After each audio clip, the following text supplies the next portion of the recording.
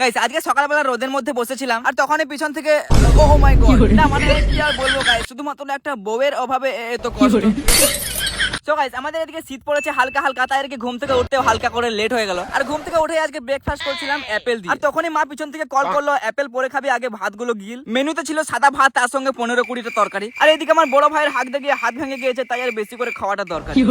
তো যাই হোক, খাওয়া দাওয়া কমপ্লিট করে রোদে বসে বসে ভাবছিলাম আর কতদিন পর থেকে গা ধোয়া বন্ধ করবো। না মানে ব্যাপারটা হচ্ছে, মা বললো ওই চিন্তা পরে করবি, আগে জামা কাপড় গুলো ধুয়ে দে। ছি, তোমাদের কপালেও কি এরকম কষ্ট? ও বউ তুমি কোথায়?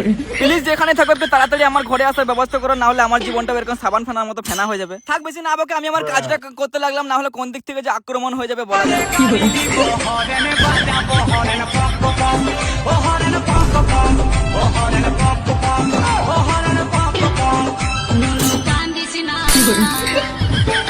ওই কাজটা কমপ্লিট করে আমি ফ্রেশ হয়ে চলে গেলাম কয়েত বেল, পেয়ারা এসব কিনতে। মা 20 টাকা দিয়েছিল, তাই 10 টাকার পেয়ারা আর 10 টাকার কয়েত নিয়ে নিলাম। আর এগুলো যদি মাকে না দিয়ে আমি একা একা খাই, তাহলে এরকম কয়েতের মতো আমাকেও মাখিয়ে দেবে, তাই মাকে আগে দিলাম, তারপরে আমি খেলাম। আমি খুব ভালো করে জানি এগুলো দেখে তোমাদের জিভ দিয়ে ঝর্ণা ঝরছে।